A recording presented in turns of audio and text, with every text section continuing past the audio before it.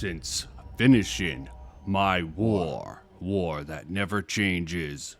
Not really, but let's go with the bit. War with the critics of Fallout 3 with my own critiques of their video. I've been thinking about how I could tackle the subject matter of Fallout 3's problems myself. Now, a critique of my own of the game might be one approach I could take, but frankly, that's been done to death. So rather than that, I figured I would just think about how I would tweak the game if I was to remake it. You know, if I had time, money, skill, etc., to do so. You have the beginning, and you have the character creation screen. So you create your character, and after that, you would get the option to skip the dreaded childhood tutorial section. If the player chooses to do that, you would be picking the special stats, skill points, and I would probably even add in something like traits, but for the last one at the cost of a tag skill.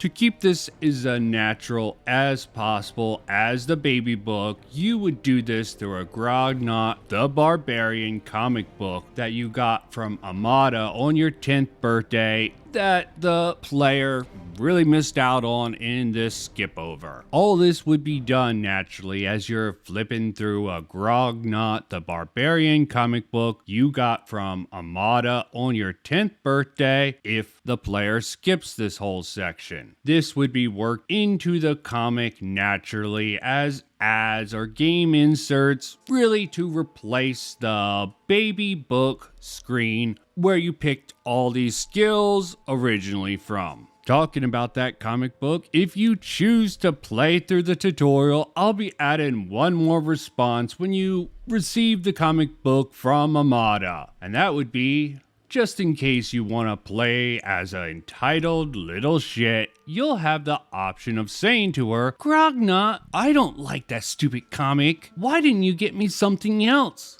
She'll act hurt and respond it was the only thing that she could give you. This would help highlight how resources and entertainment would be rather limited in the vault. That would be the only change I would make before the really escape from the vault scenery that you really gotta put in the game, even if you skip most of the other parts of the introduction. Well, maybe I would give the player option to, talk to your dad, tell him you don't want to kill that poor innocent rad roach, and give you a chance to do a speech check for those who really want to do pacifistic runs, but I'm not even sure if that's completely necessary, given you can skip that bit in this version. If you skip it, there you are, lying in your cot, reading a Grognot the Barbarian comic book, you pick your stats. After that, Amada would run up to you, wake you up, and let you know your dad escaped from the vault and your life is in danger.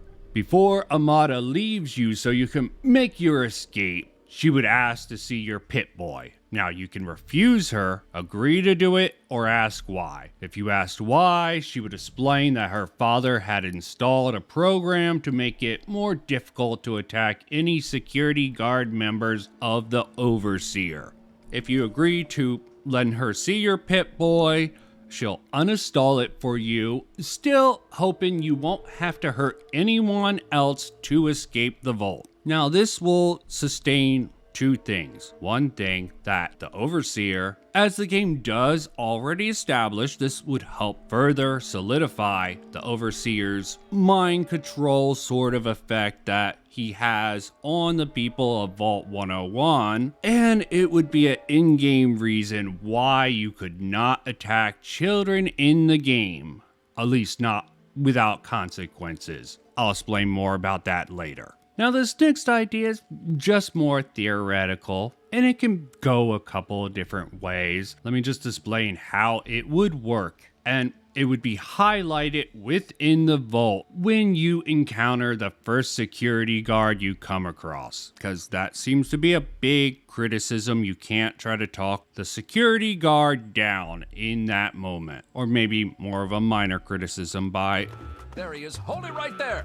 Certain people. So to rectify that, you'll be given a chance to talk to him. But in this theoretical system, if it wasn't too complex, I would introduce really a counter to people trying to save scum, which another big criticism. People save scumming to get through the speech checks in the game, along with theoretically making better use of the morality system. At the moment, I'm calling it the pissed off system for now. Basically, speech checks would have negative numbers added to the chance to success. Basically, speech checks would also have negative numbers added into your chance for success now that are shown, or maybe not shown. In the case of this guard, the chances will be almost zero unless really you dump all your stat points into charisma and speech that you're going to piss him off when you speak to him. To so much of a point, he wouldn't even care when the rad roaches come for him. He would still come at you swinging. The idea is he will attack in a rage, so it would put the characters in a rage state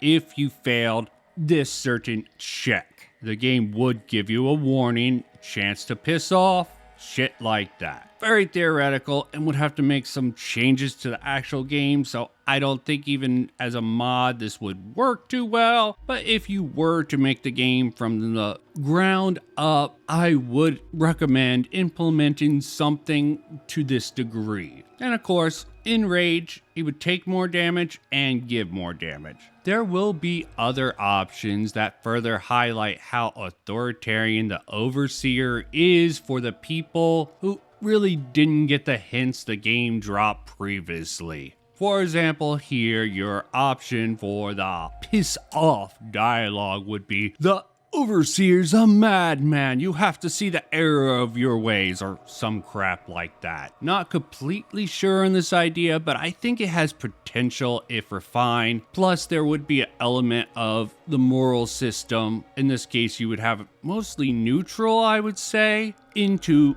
the speech system. Now, before I get into other changes I would make to the actual main quest and maybe some side little content related to that, let me talk about the Capital Wasteland. Of course, I would dampen down the green tint to the world, but call me a weirdo. I sort of liked it when I originally played it. Now, I can admit it was a bit too much for the original game. Of course, I would also add rain, but not a lot. It would be rare and probably give some rads the few times it did fall from the sky. I would also be added in a few lines to a few different characters to explain why it doesn't rain that much. For example, having one of the scientists at Rivet City either have a line prompted or unprompted, theorizing that the nuclear war has radically altered the global weather pattern. Now, there's a lot of issues around. There would be a lot more plants growing around the Capital Wasteland. But out of all the few types of plants that can really grow in this new environment,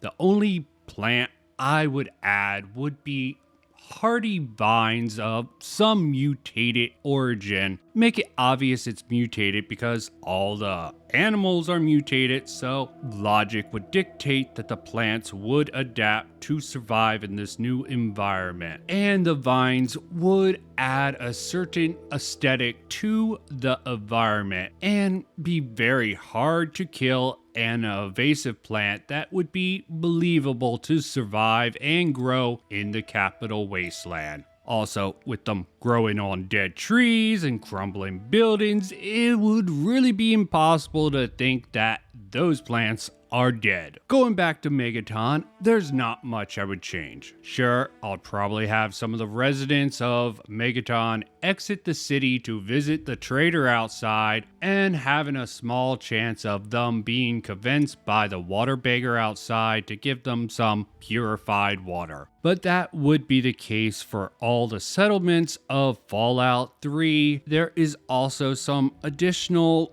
dialogue that can be given to these characters while interacting with either the trader or the water beggar to sort of add to this world. As I said in my analysis of Fallout 3 critics almost a year ago, Little Lamplight was definitely one of the biggest points against the world building of the game.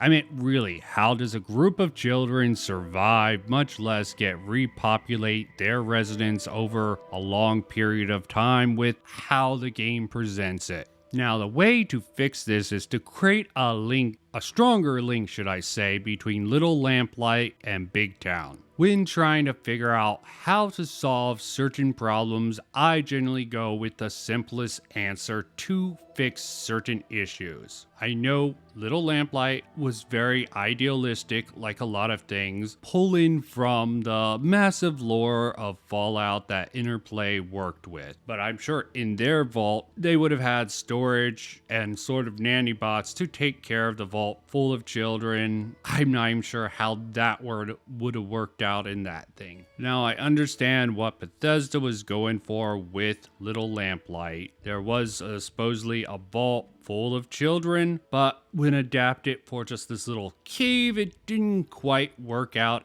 as well, in my opinion. Now, there's a couple ways to fix this problem. I tend to go with the simplest fixes that I can that will not disrupt the actual game. The simplest answer to actually solve this problem in the world building and logic of Fallout 3 without going into some bullshit explanation like all the kids are eternally young or some bullshit like that. You could have in the game, there's a quest to take some annoying kid who's getting kicked out because it's his birthday over to Big Town. Now, if you add some dialogue with him, instead of just the constant whining to sort of explain this link, that would be the simplest solution. For example, you can have the adults of Big Town send any children they do have at a certain age, sort of like some sort of tradition they've developed, over to Little Lamplight. Maybe even have patrols go around and help them out.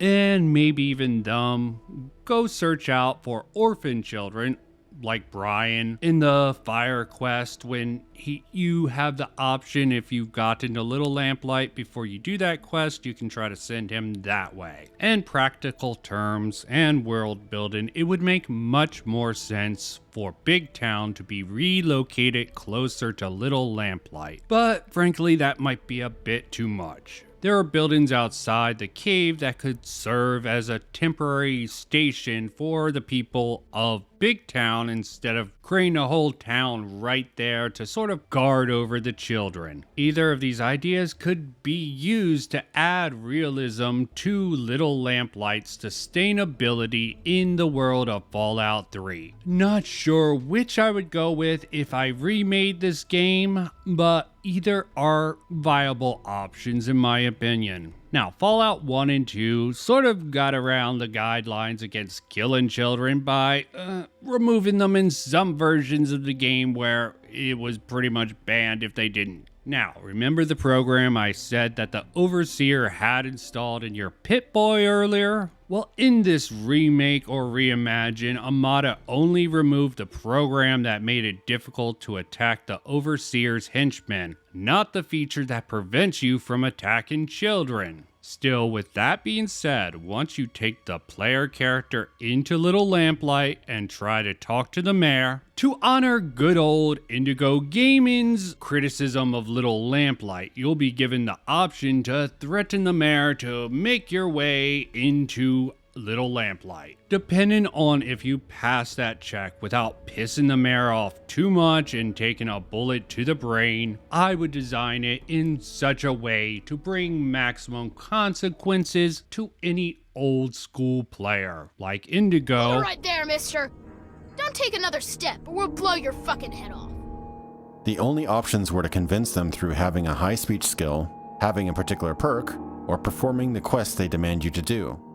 You are mystically stripped of any intimidation or combat capabilities while in Little Lamplight, breaking immersion and disappointing fans of the original games, where one could threaten, kill, or attack anything in the wasteland without limitation, but not without consequence. should appreciate. Might as well cover what I consider the biggest problem of Fallout 3 that sort of created a bad trend in the future entries. Since I covered how we would have unkillable children in this version, in reality they are killable, but you'll die in the attempt of killing them. As for the quest critical NPCs, just don't put them in the line of sight if they're critical. To highlight how I would accomplish this, let me use the example of when you first come across the Brotherhood of Steel. Sarah Lyons only gets knocked unconscious by the super behemoth in that fight. A solution that would sort of solve that would be to have her go in the GNR during the fight. But what about if you as a player just want to kill her?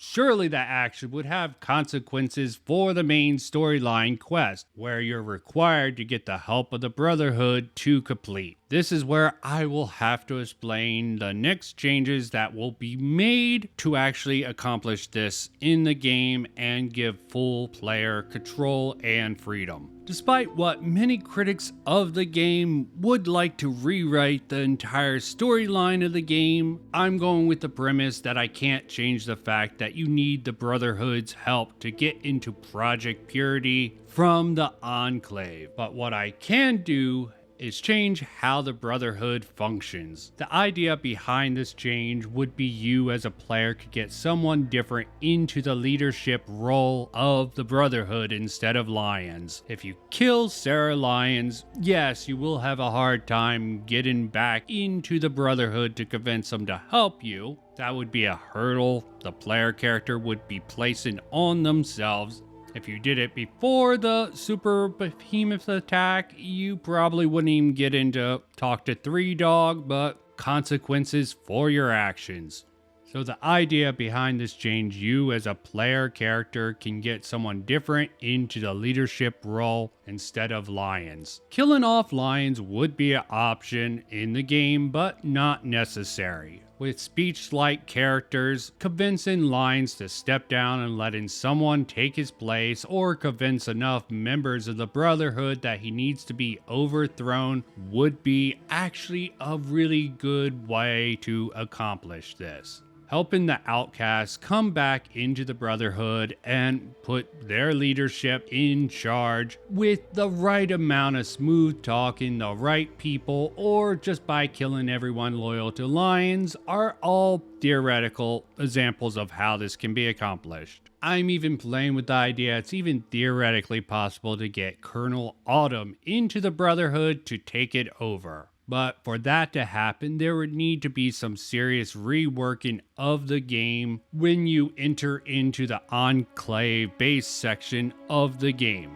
Most likely, you would have to add in a section while you're in the Enclave base where the player character has a window of opportunity to convince Autumn that President Eden, this would have to occur after the meeting, or maybe before if you did some serious reworking, is going to be using the FEV to poison the water supply that he wants to use to control the people of the Capital Wasteland, and that defecting would be his best option. I'm thinking additional the piss off perk or the moral addition would be needed to convince Autumn that this would be the best course. I don't know, evil, neutral, or good would be the karma for that. I just like the idea of convincing the Brotherhood to put Colonel Autumn in charge of the Brotherhood.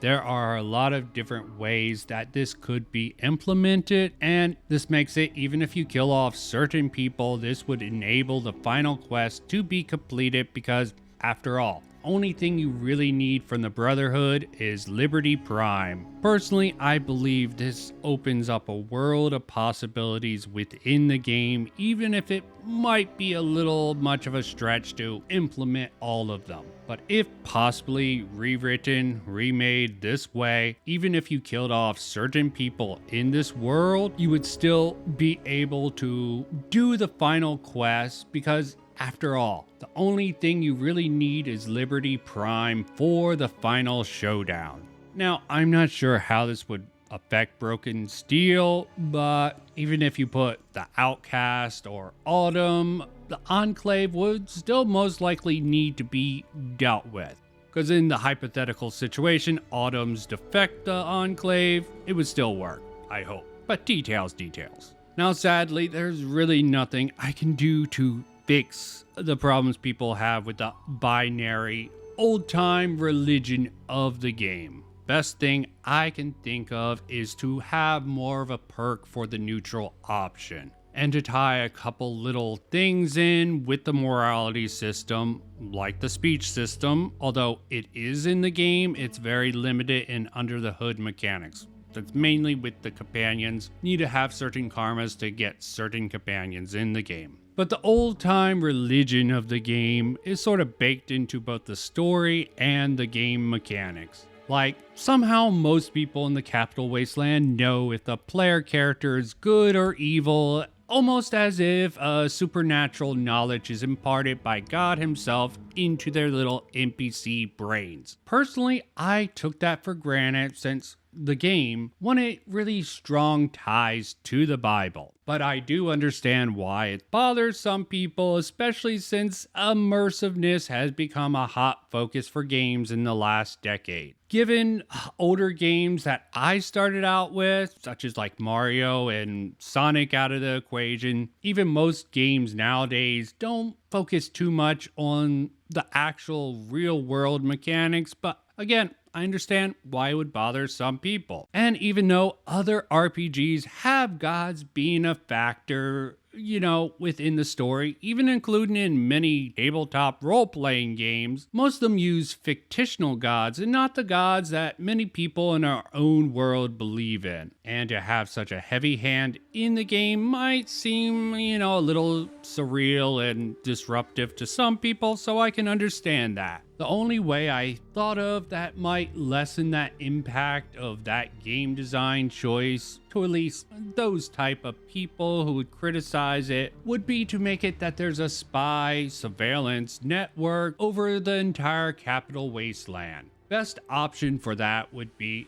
the Enclave with their vast amount of iBots. It's something that is already in the game and can be worked in naturally without changing too much. In theory, this could even explain how Three Dog knows what's going on in the entire Capital Wasteland over the radio, even if there are no eyewitnesses to the player's actions. Of course, that would really mean that Three Dog would have to have access to this surveillance network, and that would have to be explained in a believable way. Three Dog's super hacker who has a penchant for not hacking at the right time. I mean, how the hell does the Enclave know you're getting the GEC in Vault 87? It would solve a lot of issues that I think the original game hints at, but don't explicitly say. Like a lot of things in Fallout 3 that a lot of people seem to miss, especially among the environmental storytelling of the game. Now, for people who might be affronted by me even suggesting Fallout 3 needs fixing at all,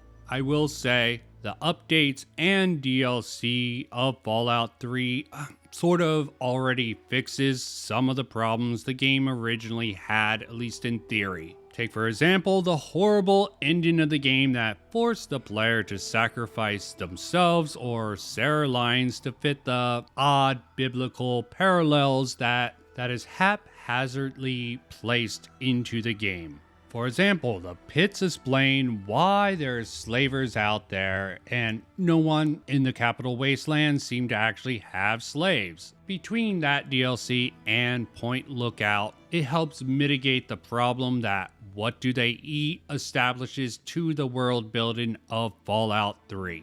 Now, with some additions to that and some dialogue to explain to the player, to add to the world building that was there but not fully fleshed out, along with the many hunters of the Capital Wasteland, some of them even so desperate for the food that is mainly consumed, meat, that there are cannibal hunters. I would be adding dialogue among the slavers, the traders, and sort of the ship captain and the people reside in Endpoint Lookout to establish the trade routes that are solidly placed by these two DLCs.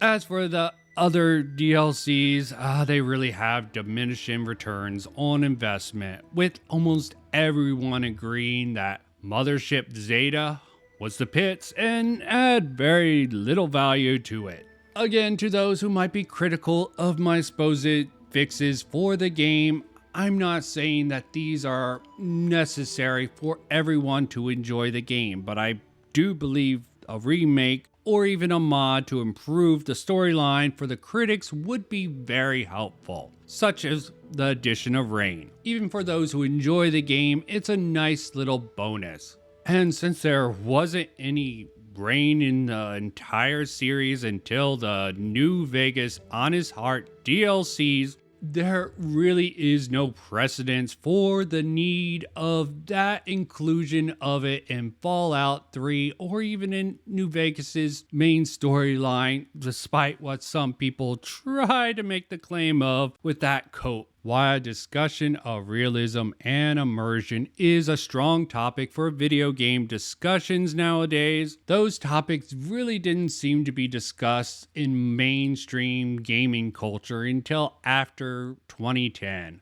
But I know for sure that, at least in some niche corners, that's been something in the back of most game designers' heads since probably the late 90s. I believe the shift from 2D video games to more 3D games, like with Doom 93, played a big factor in this shift in the game design philosophy of a lot of these developers. Immersive sims seem to be a genre all on its own since Ultima 3. Games like System Shock and Deus Ex followed this ethos. For its time, I believe Fallout 3 did a good job of this. It just doesn't seem to be enough for the entitled gaming critics of now who want to look back and judge it from the modern day standard of gaming. Why completely dismissing the context that Fallout 3 was one of these radical new immersive games trying to do an open world, while Deus Ex and System Shock was a much more self-contained system that was easier to engage with the immersion at every level. But that's just my personal thought on that. Why Fallout 3 is not a perfect game, and even Fallout New Vegas was thought out more completely, Bethesda had a different design philosophy. They went more into the design philosophy, at least in my opinion, of environmental storytelling. Why not all of it's perfect? It was a forerunner to definitely series of the Dark Souls and Demon Souls that tried to do the same. And if you don't engage with the game at its level with the context around it, I think you're gonna miss a lot of elements in the story. For example, going through the backlogs of Seamus Young, one of the first critics of Fallout 3 that I could find. In fact, I've seen a certain YouTuber almost lift arguments from Seamus Young directly without a direct credit to it. Though he did mention his article, which I found a little immature, the blistering stupidity of Fallout 3. But after going through a lot of Seamus Young's backlog, I understand where the humor was. For example, BioShock, instead of actually doing a review for it initially, he had a friend who understood objectivism, which I found a little bit funny. Gotta give good old Seamus Young some credit for that. Definitely had a sense of humor, and he wrote for the Escapist during a rather hectic time. Gotta give the man some props for that.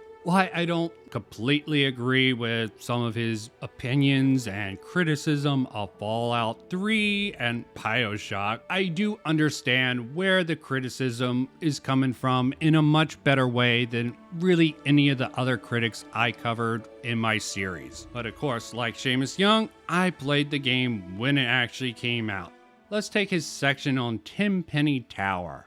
He really went into all the branching story quests that was involved in this location. Yet there was a super niche piece of dialogue that showed, in fact, Alistair Tenpenny was more of a shell of an old man that was pretty much controlled by his right-hand man, Bert. I've been wondering, why blow up Megaton? I complained offhand one day about how I thought that heap of metal on the horizon was a bit of an eyesore. Mr. Burke offered to take care of it. Burke is such an agreeable man, isn't he? I don't know how I got along without him. I practically don't have to think about things anymore. He Right. takes care of everything. I seldom even have to ask. He's a real go-getter, that one. We need more men like him if we're going to rebuild the world. So yeah, you don't have a problem killing all those people? Oh, no, I'm certainly rather sore about all of that, but certain sacrifices must be made. Besides, Burke assured me that bomb was quite unstable. I asked Burke to suggest they vacate. It was all a matter of time. Think of it as helping speed along the process of natural selection. Don't lose any sleep over it. Why you might not agree with Burke or even Tim Penny's justification for the destruction of Megaton, it clearly comes from the ethos of survival of the fittest. People of Megaton were too stupid to live. It's a rather simple-minded philosophy that should be fairly apparent, and I don't think it's shown very well by the critics who sort of point out the stupidity of Megaton. Yeah, Megaton was stupid, and I think in a certain absurd way it was trying to be with the cult who worshipped the bomb. Also could be a reference to previous Fallout games, which was something that was heavily done in Fallout 2 as well as 3, so it's taken up the lineage. I don't know if it's a good thing they did that, but that is the choice of heavily leaning on references, which I'll get to in a moment. It seems like Burke thought it was rather stupid of people, too stupid to live, so to speak, to live in a town built around a bomb. Given the idea of Tenpenny Tower was inspired by Land of the Dead, a movie that came out in 2005, it wouldn't be too surprising for me to think that maybe a writer or two at Bethesda might have saw something like a Inconvenient Truth, a documentary by Al Gore that came out in 2006 that may have worked its way either consciously or subconsciously into the blissfully ignorant of most of the citizens of Megaton. Now that might be giving Bethesda too much credit, but it does well to serve as a comparison. I mean, you had children of the atom worshiping the bomb, while most of the other residents really undisturbed by the presence of the bomb because they just assumed things were going to be fine. That's their lives since they've been around. It's just been that way. Just how most people, it changes in degree as the years go on, about the theme of global warming in Al Gore's documentary that might have been something relatable to a general audience at the time, either on a conscious or unconscious level. Looking at it now, about 18 years later, no one besides a few fringe people really take the threat of climate change too seriously. Probably because some of the predictions in that movie didn't come true, at least from what I hear. I'm not trying to take a stance on the climate crisis, I'm just putting the facts out as they are. Now, this reading can really be applied to both Megaton and the water crisis of Fallout 3. Now, I'm not going to try to claim Bethesda intentionally did all this. In fact, Children of the Atom are also another reference, this time to a niche title called Beneath the Planet of the Apes. Now, I don't know if this counteracts or supports theory about this sort of metaphor in the game. I did try thinking about some way to sort of mitigate this within the game for at least the critics' perspectives on this apparent problem in many critics' mind, but I really don't know how it'd make a sensible fix for this particular issue without radically changing the whole game. But I do want to bring it up in case you want to put an easy fix for this, even after I explained all this, because the context around this might make it a little bit more palatable to some people or give other people ideas. And frankly, I think in the game, it really serves the purpose of the game rather well. How much it will affect your experience playing the game, that is rather subjective, and I can't go either way with that. I think it's neat, but that's just me. Now there's other questions like, should I give Mr. Burke a reason to have this sort of Darwinism belief with, additional dialogue, or just really leave him be? Same with other stereotype characters like Dr. Brahm, because yes, from everything I look, pretty much just a sadist and psychopath from the start. I mean, I could change some of the logs that are in the system to sort of show his decay into madness, but you know what? I think that's a minor point that's not worth addressing, and sometimes a cigar is just a cigar, and it's fine to have just a sadistic, psychopathic doctor go mad with power when he gets the power of God in a VR simulator. Maybe he used to hide this a lot better, and now that he's in full control, it just goes full insane. But there are crazy serial killer like people like this in the world who have these desires, just generally don't have the power to execute them. And I'm sure in the Fallout world, there's a higher propensity for that in this alternative history of the world and US, given even the old context of the story, annexing Canada and tough stuff.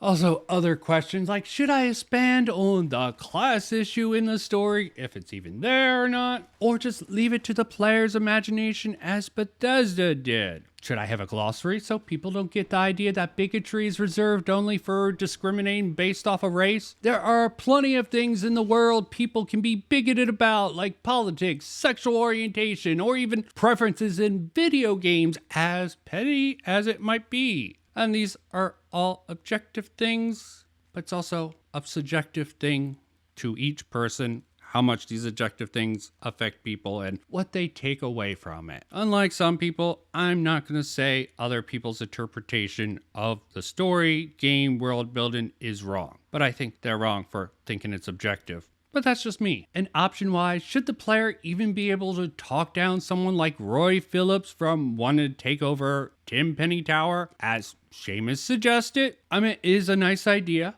but in reality, I'm thinking, what gameplay purpose would it serve? I mean, I already have an additional section of convincing August, very slim, of leaving the Enclave to possibly have him go into the Brotherhood as a possible replacement for Lyons. Doing the same for bit characters like Roy might be a stretch and take a lot of work for a little bit, and might even seem out of character for the game, because I doubt the Brotherhood are that much better that they would let a ghoul be in charge of the Brotherhood. Mr. Burke might be an option for that. That is, if you leave him done with his work at Tenpenny Tower, and he's still alive, of course, but detailed details. And maybe even the option to get Autumn and Mr. Burke as companions, who knows? The one good thing about Fallout 4 that they definitely improved on was the companion personal quest. If I had time, maybe add that for a few characters. I think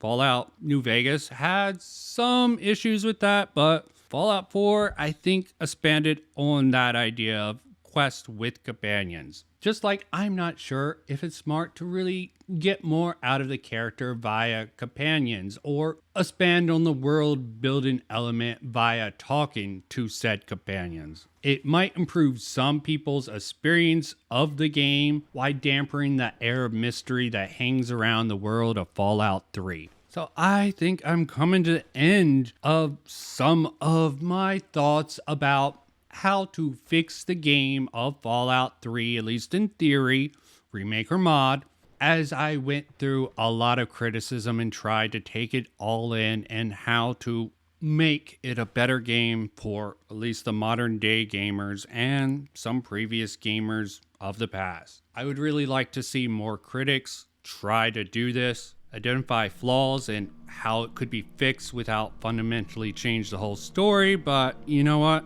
Gotta start someplace, and this is my attempt with Fallout 3 after going over everything I've done. Now, I'm sure some of the critics would suggest making a different game. In fact, I've heard it before, and it isn't helpful.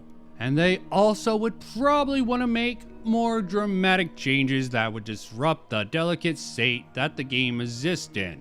Seriously, adding farms to the game would not be the solution people think it is. All the other games just did that. Fallout 3 is the only one who made an environment where it was tough to have a farm on the land. In fact, there is a farm in Fallout 3, and it's clearly documented through logs and environmental storytelling that it failed. That is the state of the DC wasteland. Like it or not. Establishing imports from outside the area, like certain terminals in Rivet City, will sort of indicate in the game, even if it doesn't give you a hint of how they are exporting certain products. The elements are there, but all my fixes are more clear signposted fixes for a lot of the criticism. Not that I think Fallout 3 is perfect. The one thing I never pushed back on was the combat was janky, because it is. Was that intentional to sort of force the player to use the VAT system, which replaced the turn-based mechanics, or just Bethesda being lazy? Not gonna comment on that. Again, that's the state of the DC wasteland. They establish imports from the outside areas, make that more clear, make it more clear to certain people that hunting wildlife and other humans in some cases, and blood from that weird blood thing, which I don't know what to make of that. Don't ask me to explain.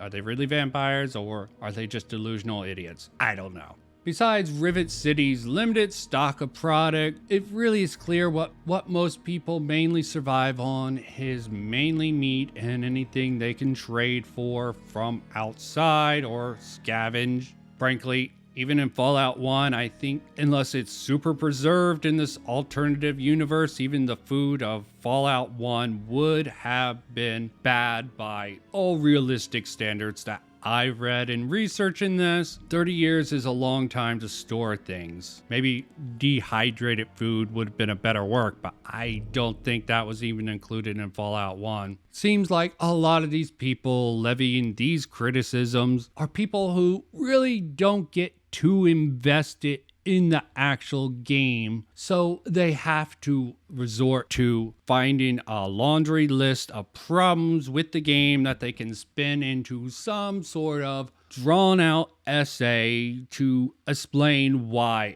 Fallout 3 is objectively flawed. Frankly, some of these criticisms can be applied to almost any game and have the illusion of those games fall apart also. Personally, I think that's reductive, so I would never try to apply the standards that certain critics I covered to the original two Fallout games. I'm certain I could, and make the same sort of entitled modern day gamer argument for why Fallout 1 and 2 are objectively bad games. Because they don't rain in those games, but there's plants. It's a desert. It's DC. Oh, fuck off with that. Seriously. Funny as hell they try to do that cope.